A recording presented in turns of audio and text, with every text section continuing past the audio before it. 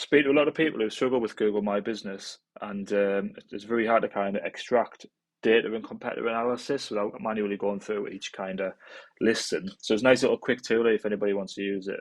It's a Chrome plugin. It's called GMB Everywhere. Really kind of strong for SEO. But what it does effectively is when you do a search, your competitors show up. It'll give you options to carry out audits on them. So for things like the reviews, you can see the total number of reviews, the score, the grade, score over time. It'll also give you the keyword as well. So actually what's triggering the most, what people are talking about, whether it's good or bad.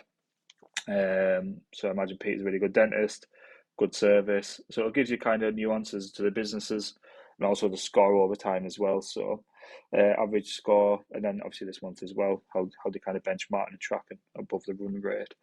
Also gives you another really good insight in the post as well. So how often they're posting, frequency, obviously not great, and then obviously the images and breakdown and things like that as well.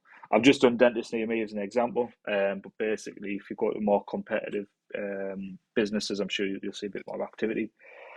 Things around just like the full setup really, so the links, whether there's knowledge panels present, the site, and then obviously the page speed score and things like that as well. So kind of your benchmarking, which you can look into more detail.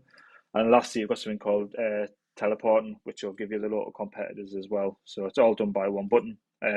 Anybody you kind of want to hold an interest in or see why they're triggering above you, you can see that as well.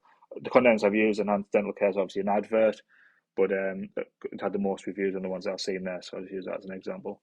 So it's free to use. I think you get 5 reports a month. It just sits on your Google Chrome, and then you basically just toggle it wherever you want it.